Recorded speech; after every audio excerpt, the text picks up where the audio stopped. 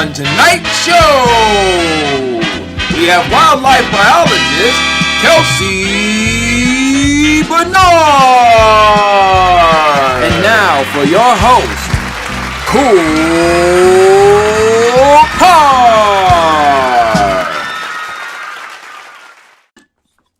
Welcome, ladies and gentlemen, to episode 94. Let me get my fingers right. 94, y'all. Welcome and thank you guys for tuning in. Once again, it is KoolKard, and I am your host tonight.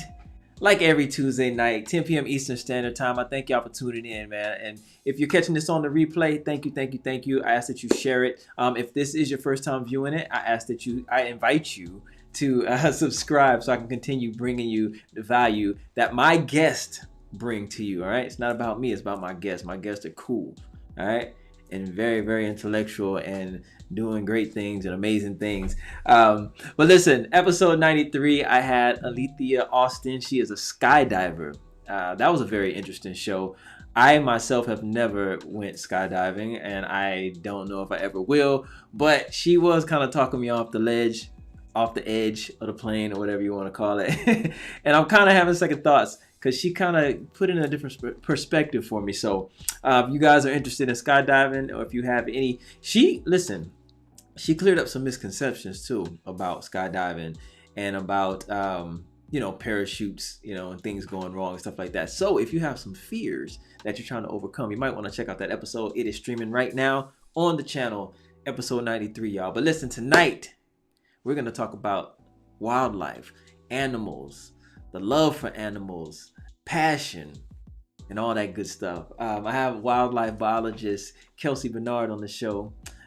She'll be gracing me with her presence, giving us some knowledge about the field and her love for wildlife. She's done some crazy, I don't want to say crazy things, but she's done some, how should I put this? It's like a niche, I guess. How you say it? Niche, one of them. But I've never met anyone who is doing things that she is doing. So we're going to talk about that. And without further ado, I'm bringing her in with a nice, warm welcome, KoolKard way. And we're going to dive in, y'all. Let's get it. Kelsey, welcome to the show. Hello. Thanks for having me. No doubt. Love having you on. So listen, I don't think I've had a wildlife biologist. Maybe I have, maybe I haven't. I don't think. But no one that's doing the things that you are doing. Let's put it that way. All right. You are special. You are unique to this show. Thank you. Yes. And we have some things in common that we're going to talk about. But you're doing it major though. But we do have some things in common. Cool. But listen, I want to start the show off with a prayer. Let's get it out the way. Let's give the man his just due, and we'll talk about you. Is that cool? That's great. All right. Heavenly Father, Lord Jesus, we thank you for this time. We thank you for this moment. We thank you for waking us up this morning. We thank you for guiding and carrying Kelsey safely and soundly to her new home and destination in California, Lord. We thank you for her time just being here and just granting me and us her time, Heavenly Father, Lord Jesus, and being able to share her knowledge and her wisdom about her field. Lord Jesus, we just give you all the glory, all the victory, all the love, all the praise. We thank you for loving us, caring about us, feeding us, clothing us, and just providing us the necessities, Heavenly Father, Lord Jesus. We give it all up to you, Lord Jesus. In your name we pray. Amen. Amen. Wildlife biologist. Are you considered a scientist? You are a scientist, right? Yes. That's science. Yes. All right. So when I said we have something in common, I started off my college career as a veterinarian science major. Did you? Yes. Okay. Yes. I have an affinity for and a love for animals. Always have, always will. But I decided I didn't want to operate on them every day. Right? I didn't want to see them hurt. So, I totally get that. Yeah. It's a different type of pain. Yeah. To see animals hurt. It is. It definitely is. So then guess what? I switched my major to wildlife biology. Right? Really? Yeah. Okay. Yeah. But then I skipped out on that too. Yeah. What was the reason? Why? The reason was because I love to create. So I'm an artist, Okay. an actor. I've done music, a model. So I went into communications acting, theater, stuff like that, because that's a passion of mine as well. And Well, go ahead. there's so much room for that in wildlife conservation, but we can talk about that later. But keep Yeah, going. let's please talk about that. Enlighten me. I could have Yes, stayed in there. absolutely. You, I don't want to date myself, but I needed you way back then. Where were you at? I don't know. Conservation is moving forward in a very good direction to incorporate a lot of different passions. So Well, there's a lot hey, of room. that probably did not exist when I was in college, though. Okay. I'm a lot older than you. Won't tell you my age, but I'm a lot older than you. So that probably didn't exist. That's fair. But hey, you know what? It does now. So it's good to know. And we'll talk about that, because there may be some people like me who are, in college now, who are kind of on the fence, like, I don't know where I'm going with this, but they don't know. Yeah. They don't know Exactly. how they can spread their wings in wildlife biology, right? Yes. Yeah. So, but yeah, definitely we got to talk about that. But at the time, I felt like acting just suited me more, or just the arts, period, because I love to create. So Yeah. I feel like I'm being fulfilled more. Like, I love animals, and I want to help animals, and like I want to actually start a charity for animals soon. Actually. Okay. So I'm gonna unveil that soon, but I am definitely gonna do something to help animals, because I want to be a part of that sector in some form or fashion. But I don't want to do it every day, right? Okay. I get. Yeah. That's fine. I gotta create. So that light just came on. You got a big old halo, but we're fine. Let the halo glow. It's okay. It's okay. Let that halo glow. It's those smart lights. Oh. So they like turn on with the phone. I get it. Somebody hit. It's all good. It's fine. Let the halo glow. Okay. But listen, let's talk about this biology, because a lot of people don't really know anything about wildlife biology. All they know is animals. That's it, right? Right. So for you started out as a veterinary science major. Mm-hmm. What made you switch to wildlife biology? Was it the same thing, that you didn't want to see them hurt? You didn't want to, Well, I actually, when I was in college, my freshman year, I spent a lot of time talking to different departments and professors to really explore what I wanted to do. Because just like every freshman, I wasn't quite sure. And, being a veterinarian is so common. Right. It's such not a normal career, but it's something everybody knows about. Right. So when I went to college, I thought I wanted to pursue that. But after talking to different departments and different professionals, I was like, maybe this isn't for me. And I haven't really looked back since. Yeah, I understand. Trust me, I completely understand. I went to my, what are they called? Advisors? Not counselors. They are called counselors in school, though, right? Counselors, but it's a different type of counselor. Yeah. So I went to them and I talked to them, and I was like, man, I'm trying to explore my options. I just don't know. So yeah, I get it. Trust me. So you went into wildlife biology. Let's talk about the different sectors of wildlife biology, so people can really get a grasp of what it is. Mm-hmm. And then let's also talk about the struggles within that field. Let's talk about how it's looked upon, because people don't know. So people frown upon the things that they don't know, and they really can't fathom, like, well, what do you do with that? Mm-hmm. So what were your struggles? Okay, leading off, what were your struggles when you've decided to be a wildlife biologist, like when you went out into your profession, or even in college? What were your struggles with people who just didn't know any better? Yeah, so actually when I chose my degree, I got a Bachelor of Science in Zoology.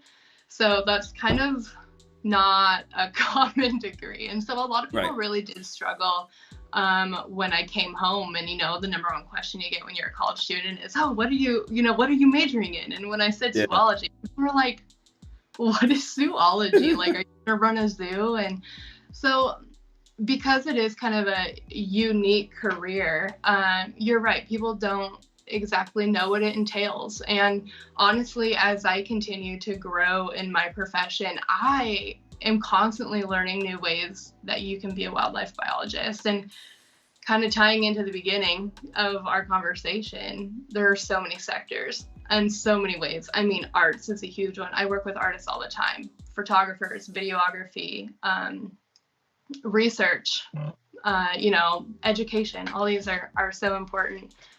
for collaborative work to make progress in this field. And so I think that was honestly a challenge for me when I first started, is figuring out what you love, figuring out your passion, pursuing this career. And it takes a lot of time, which sucks because you want things to happen quickly, you know, especially with those pressured questions of what are you doing? What are you going to do with your career? So that was definitely a big challenge coming out. Now, as far as the photographers, artists, and all that, are they involved because of the media coverage of wildlife? Like, you know, you got Nat Geo, you got Animal Planet, you got all these things, and that's creativity. That's, you know, it's a production. So is that where they come in? I mean, you got publications and all of that type of stuff. Oh my gosh, you have journalists, authors. I mean, we use professional photographers all the time because, you know, words can only tell you so much. You really capture people's hearts and minds through pictures and videos. And when you have a good photographer or videographer, I mean, they can tell a story that can capture the country's heart, you know. And so it's such an important aspect of what we do. And it's really growing, and I love to see it. So what do you think have you found your passion within the field? Like, what is your niche? What is your angle? Yeah, I think I'm definitely figuring it out. It's taken about 4 years, but so I actually grew up on a farm in Washington State. And so I grew up with animals, domestic animals, and that's really where I started my love for animals. And so as I built this career and I started stepping into carnivore conservation, I had these two passions that not necessarily clashed, but there was definitely a need for them to coexist together, you know, carnivores and livestock. And so as I began learning, I realized human wildlife conflict mitigation was something I was really passionate about, and coexistence, like working with communities to coexist with local predators, and that's exactly what I get to do now. So it's really exciting. Okay, so basically what you're doing, you're educating people so that they understand I don't want to say the lifestyle, but they understand the nature of the beast. Pretty much, they understand the nature of these animals, so that they're more educated and they're less likely to harm them because they know better. They know, like, okay, this is his domain. This is where they roam. This is what they do. They're not trying to be aggressive or anything like that. So I guess being well educated about these animals will save their lives.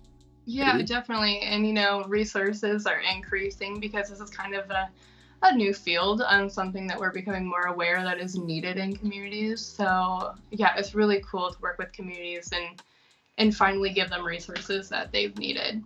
And that's pretty cool because, you know, when you hear conservatory or conservation, you always think about, like, you know, like a national park, and these animals are protected, and, you know, keep them on this property so you don't wander out and get killed and stuff like that. But you never think about the education aspect of it. Actually educating people who are living in these areas, in these regions where these animals are at their door, literally at their doorstep. Yeah, totally. Yeah, and you know, just educating them so that they understand, you know, how to cohabitate, right? What's they say? Coexist, cohabit, whatever, right?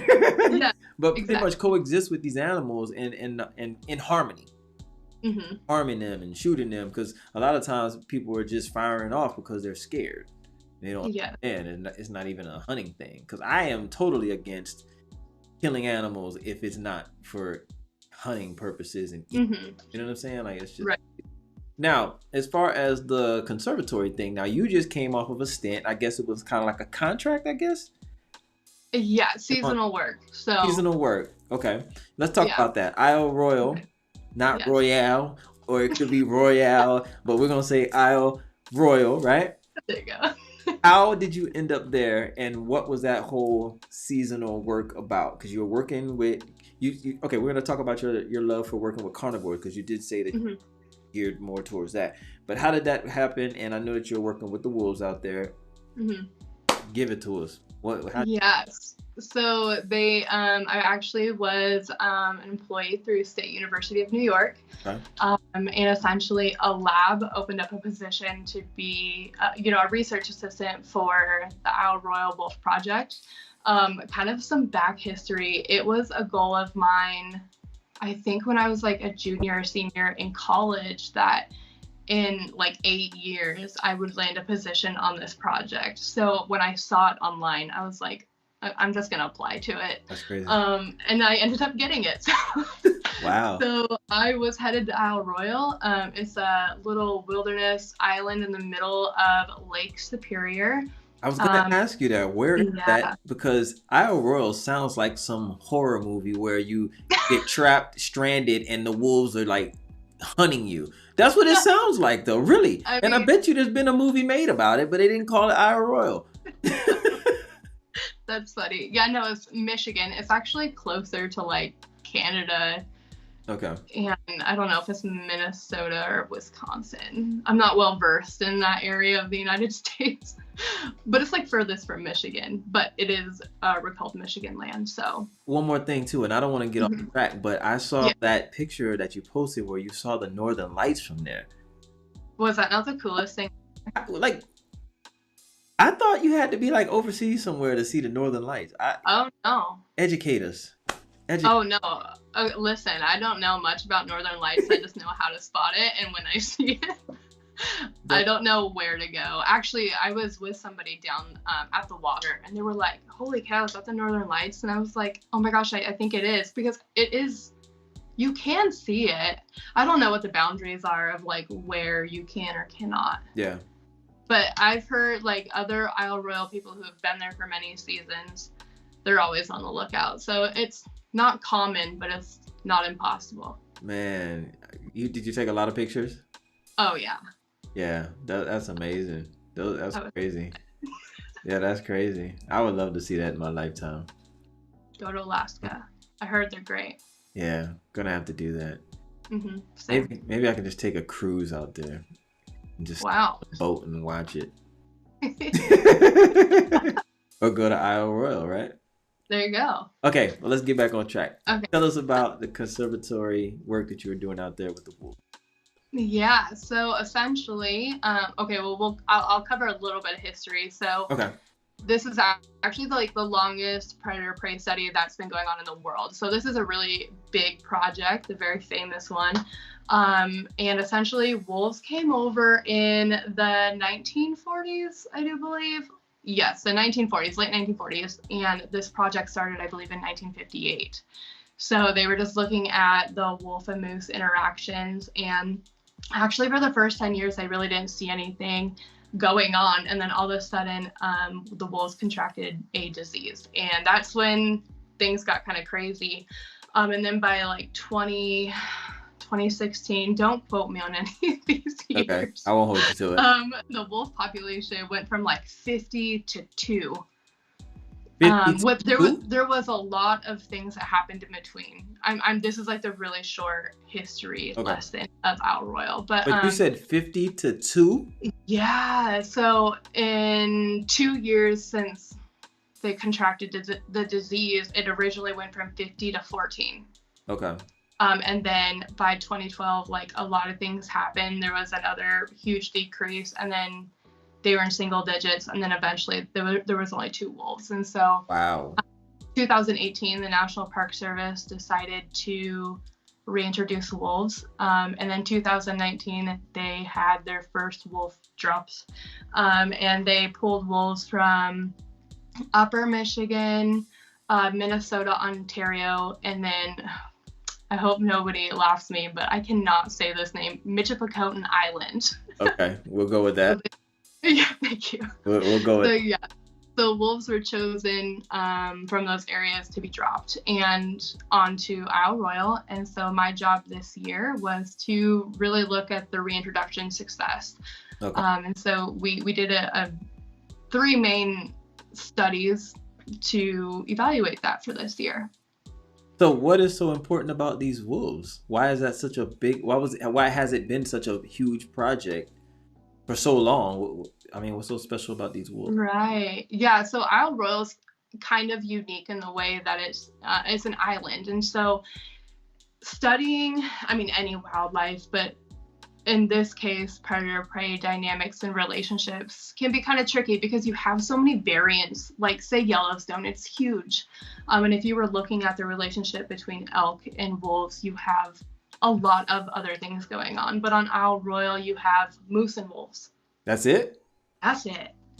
I mean, like, as far as, like, large mammals go. And like, so, there's fox, there's marten, squirrels, and what's some other mammals. What's the common diet for these wolves out there?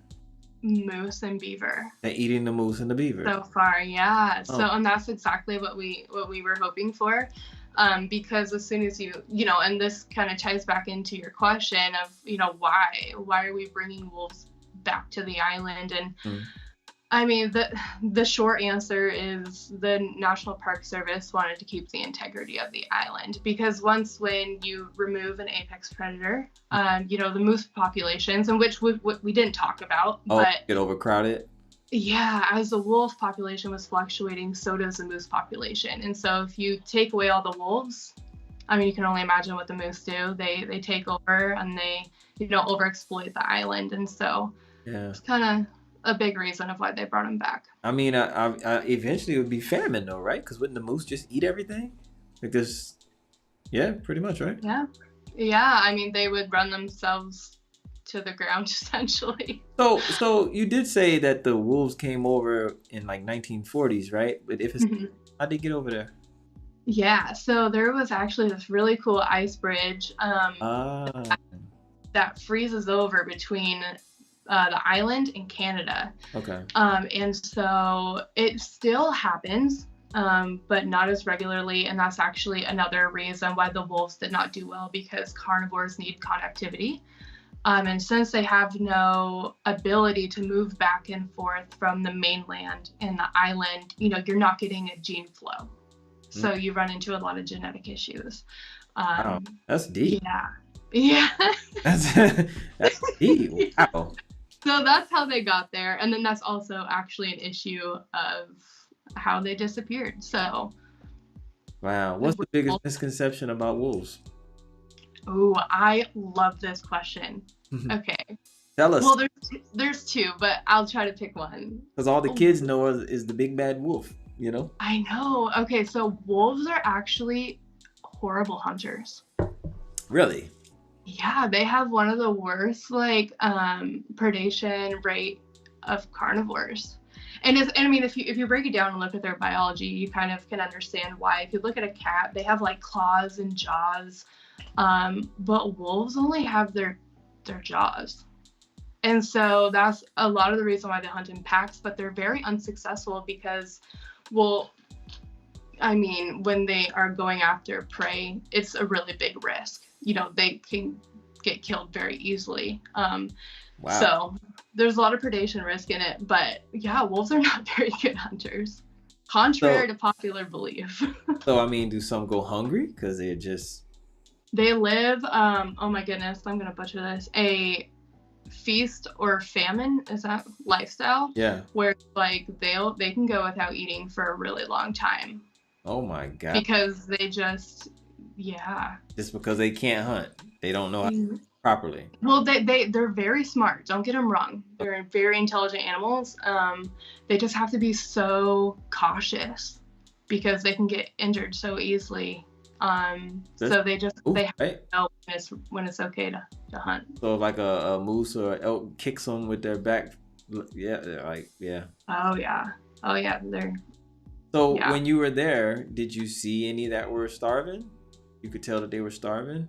No, I mean, I didn't get to see any wolves in like person. We did see them on trail cameras. Most of them look great. I would not say any were starving. You know, they're going through their natural phases. Okay. But no, I mean, they look good. They have a lot of food out there though. So then that leads to my next question. So you didn't see any, so do they not interact?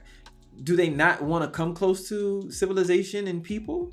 Like, cause that's a stereotype too. It's like that. Well, that was the other misconception I was gonna talk about. Okay, but go ahead. I'm butchering your setup. Go ahead. Yeah, so wolves, mountain lions, grizzlies, they don't want anything to do with us. Okay. You know, if they hear us, see us, smell us, usually far before we even know they're there, but they don't want anything. I was tracking these wolves Okay. and I could never get sight of one.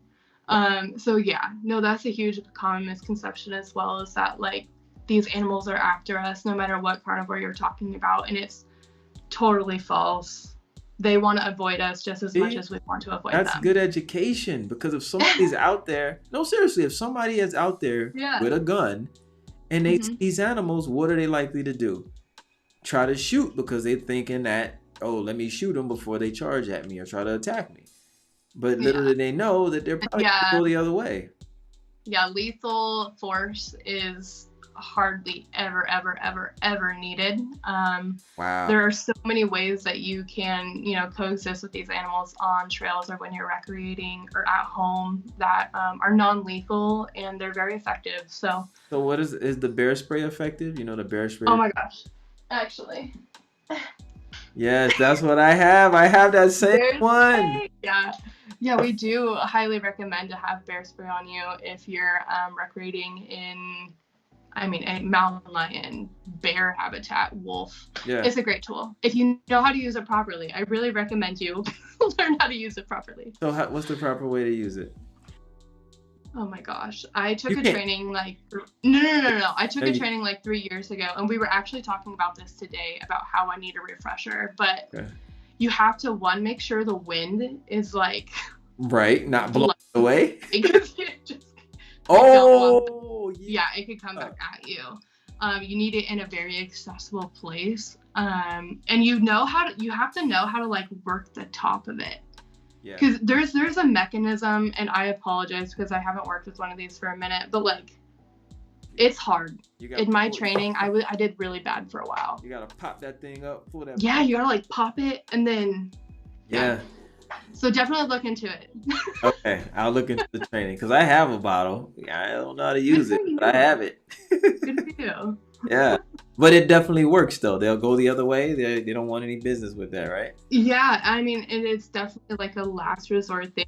You don't really need it. It's not going to get to that for the most So when you part. see these bears, when you see bears and mountain lions and stuff, they attack or they're aggressive. Is it because either they're hurt or you're close to their children? They feel like they're in danger, right? Yeah, there's a lot of different reasons why attacks can happen. Okay. And so it's all very dependent on the situation, but a lot of it could, or I shouldn't say a lot, but some of it could be like you spook them. You spook an animal, they're frightened, they have a fight or flight, and they're gonna fight. Young, if they're like sometimes with mountain lions, if they're young and their mother has been killed, and they're kind of like left as juveniles and they don't know how to hunt, right? That can be an issue. Yeah, there's a lot of different reasons for why it could happen, but there's always a reason, and it's never just because they want to. They don't want to expend that energy. Right. So there's always usually a reason for biological. Okay. Yeah. I saw that I read that you call yourself a science communicator. Yeah. Is that something that you do on your own time to go out and educate people? Is that kind of like a side thing for you? Yeah, well, it comes work? in a lot of different forms. When I was on Isle Royale, I was a research biologist. Okay. But you saw my posts. Every time I post on social media, I would try to make it educational, and that is a form of science communication. Right. My job here in LA, I will be doing presentations and programs and workshops, and that's another form of science communication. This right here, this is science communication. So it comes a lot of forms. So yeah, talk about your new job. I know you just started a new job. You just moved to California. Talk about that, and talk about the contract work, because you say it's seasonal work in biology. Yeah. Because I know that some people, they can go work at a zoo or they can go do this, and it's kind of like a long-term type of thing. Yeah. Paycheck to paycheck. You know what I mean?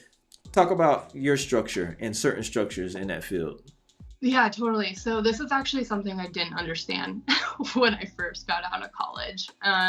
So in wildlife research or this career, there's there's such thing as seasonal positions. And so it's a lot of what I've been doing. It's very common. It's kind of what everybody does. And you do it for like 4 or 5 years. So essentially, I don't even know how the best to explain it, but there's seasons depending on which state you're in. Like Arizona has a winter season, Texas has a winter season, and then Michigan, all the places that get snow during winter, they usually have like a summer field season. Okay. So essentially you bounce around, and you can be with universities, you can be with agencies, nonprofits, private organizations, and you just do seasonal work.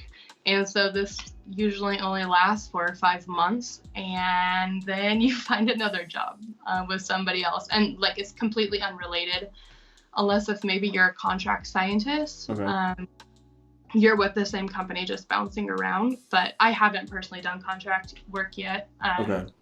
But yeah, it's a pretty wild and adventurous lifestyle, because you never know. Like it, because you're basically moving from project to project. Oh yeah, I mean, it's incredible. It's absolutely incredible to get to travel and meet new people and do new things and see new places. But it's stressful at the same time, because you never know if you're gonna have a job. You never know. And then when you get a job, where are you gonna live? You know, like and then it's so short term, so it's wow. Well, let's talk about your new job, and congratulations on that too. Oh, thank you. Yeah, so I'm in Los Angeles, California now. I was hired on as the outreach coordinator for Cougar Conservancy, and their mission is to reduce human-wildlife conflict and conserve cougar populations through science-based management and conservation. Okay. So you're protecting young boys from old women? You know, it is so funny, because I don't think of the word cougar like that. I get so many jokes, and it makes me laugh every time. But I mean, I had to do it. Sorry. I hate the jokes. No. But yeah, no, I'm super excited. I get to step into this position, working with an incredible team in an incredible area. And this is really something I'm very passionate about. And I'm just so excited. That's dope. So you don't know how long this seasonal work is going to last? Hopefully it renews. Yeah, so this one feels more long-term than the others. It depends on funding. So that's kind of the other caveat of this industry is there's a lot of work that needs to be done and little funding for it. Right. And let's talk about that. Why can they always find a lump sum of money to do all this other frivolous stuff that's really meaningless? Yeah. But when it comes to stuff that means something, that's helping nature, people, inner city, whatever it may be, they can't find money. I mean, it's very political. I don't want to get in trouble, but out of buckets for science and conservation. It's really hard, and it's actually a really big issue in this field in general, and actually limits so many people from being able to do any work. And that's a whole different issue that we can talk about. That's limiting diversity and limiting inclusive, or just being inclusive. And it's really unfortunate, but yeah, funding is a monster out here. That's crazy, man. It really just comes down to politics, honestly. Yeah, so it's sad. Yeah, it's all about where they want to put the money, because the money's there. Yeah, it's there for everything else they want to do. Yeah, and people like you have to deal with that nonsense, man. It's crazy. If you were not a wildlife biologist, what would you be doing? Oh my gosh. What are your other interests? That's interesting. I would probably be into like sports medicine. Sports medicine, okay. Something along the lines of that. Actually, I was at the same time taking kinesiology in college, trying to figure out which way I'd want to take it, because I like fitness and health and like sports and all that. And so I think I would potentially take a career that direction. Okay. Cool. Yeah. Cool. That's dope, man. But I mean, it's kind of it's still science, so. It is. Yeah, all science. Just You're science to the heart. I never thought I was until I got into college. Hey, you are now. I know, now I'm all in. Now. I'm all But listen, in. before I end the show, I got Mhm. trivia for you.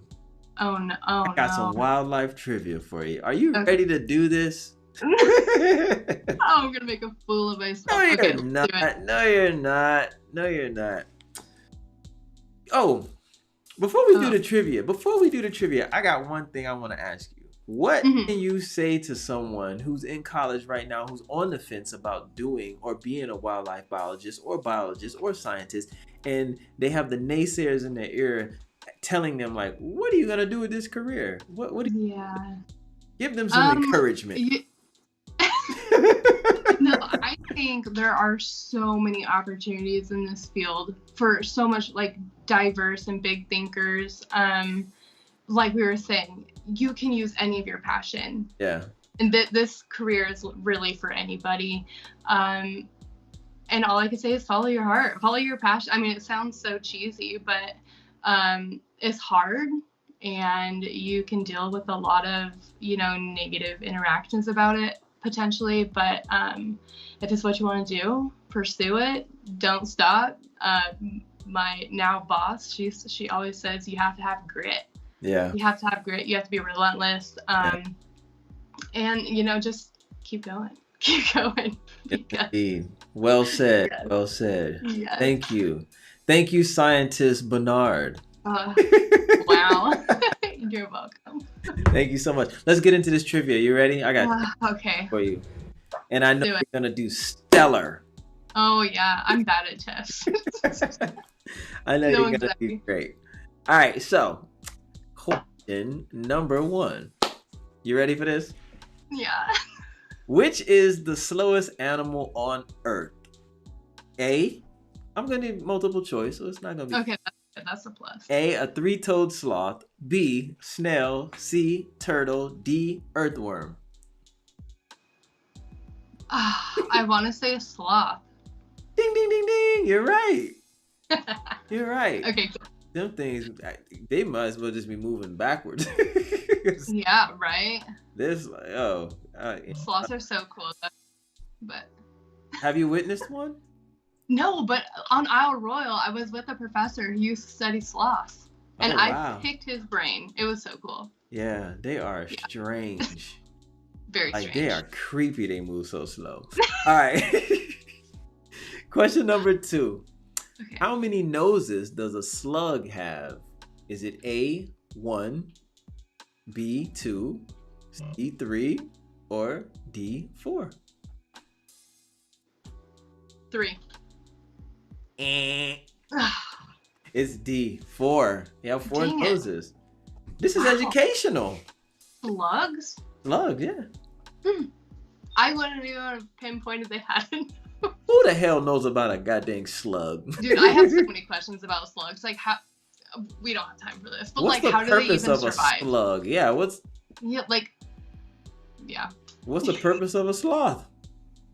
I mean, I'm sure they're decomposers or something. Yeah. Something. Yeah. They're eating off something. It's a purpose. God has a purpose for everybody. Always. Yeah. All right, question number 3. Which animal, also considered the largest land mammal in the world, cannot jump? A, giraffe. B, elephant. C, hippo. D, rhino. Elephant. Correct. Ding, ding, ding. All right, number 4. Which animal has the most extended tail? Is it a snake? A, bee. B, peacock. C, giraffe. D, a gerbil. The largest extended tail? Mm-hmm. Yes. What was the first one again? A, snake. B, peacock. C, giraffe. D, gerbil. Oh my gosh. I mean, I don't want to say snake. No, I'm not saying snake because I don't know their anatomy that well. Like, if it's considered a tail. Yeah. Peacock is I don't know, giraffe. Ding, ding, ding, ding. Right. Correct. Extended. Did you hear the reasoning out loud? Yeah, no, you had to reason with that one though, because that was tricky. But extended is the that was. Yeah, okay. All right. Which bird is considered to be the largest bird in the world? A. Ostrich. B. Falcon. C. Eagle. D. Pigeon. Oh, ostrich. Ding ding ding ding.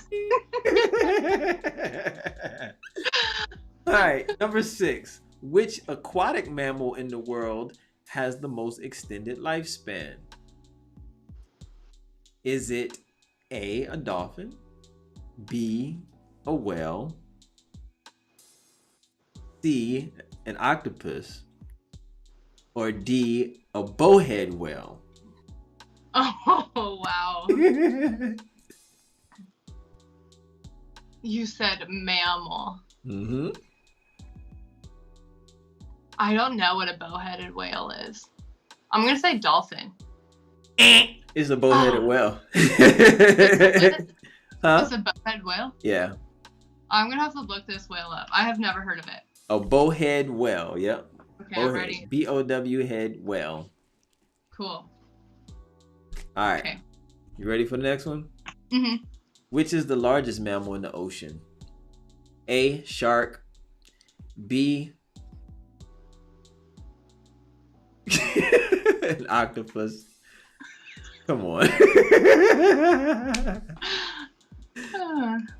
C. Hammerhead shark. Or D. Blue whale. Blue whale. Right. Ding ding ding ding. Incredible. That was ridiculous. Okay. What? How can I say this? How heavy is the heaviest brown bear found to date? Is it A, 800 pounds, B, 650, C, 730, D, 550? What? Are you serious? Yeah. I feel like it should be way higher than that. 800? It says 550, but I don't. What? True. That can't be true. No, that is no way. Because That has to be an I used average to weight. with brown bears. Yeah, that has to be an average weight. Okay. Where the It's hell okay. did these It's questions okay. from? It's okay. We're No. going 800. We're going 800. Yeah. Hell made these questions. I should have vetted this shit. Should have took that one out. Okay. Dove is considered to be the symbol of A, death, B, inspiration, C, peace, D, love. Love. Wrong. Are you serious? Peace. That's why they put on tombstones. Peace. Rest in peace. Oh, okay. Right? I guess. All right. And number 9, the last one. What is a group of hedgehogs known as? A girdle, B, pickle, C, a hedge, or D, a gaggle? A gaggle. And No. geese. Oh. What is it? A gaggle isn't a gaggle geese or duck? Yeah, that's. It was. Come on, I'll give you a familiar. do-over. I mean, I forget what the first one was again. Girdle, pickle, or a hedge?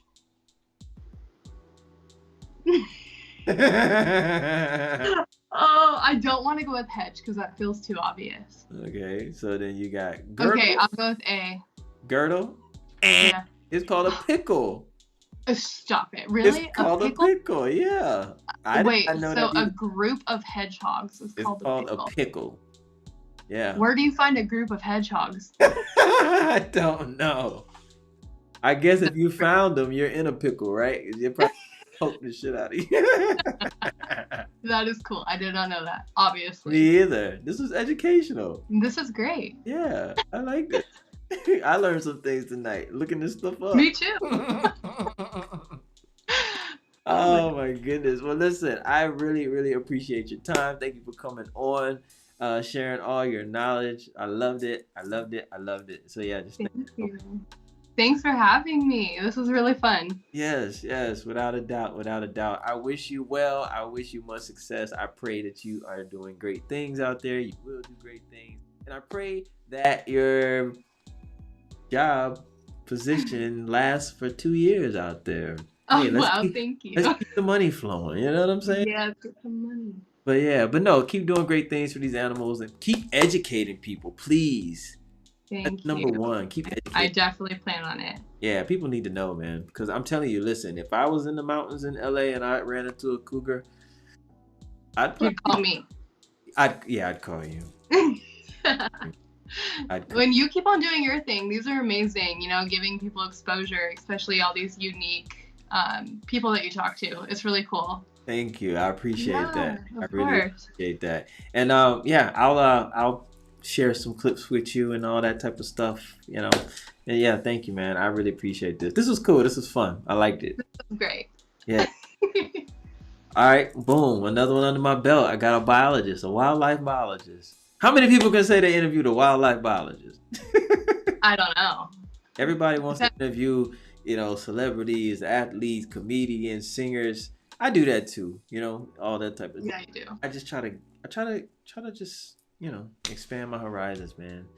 I try to diversify my portfolio. There you go. That's great. Diversity is amazing. Yes. Absolutely. Well, listen, I'm not gonna hold you, man. I really appreciate you for real. Everybody who is tuned in, who is watching this on the replay, once again, I thank you for tuning in. You know where I'm at every Tuesday night, 10 p.m. Eastern Standard Time. I'll be right here kicking it with another wonderful and awesome guest. You never know who I might have, so y'all check in with your boy, KoolKard. All right, till next time, y'all. Peace and love. We are out of here. Thanks so much. Bye. Peace.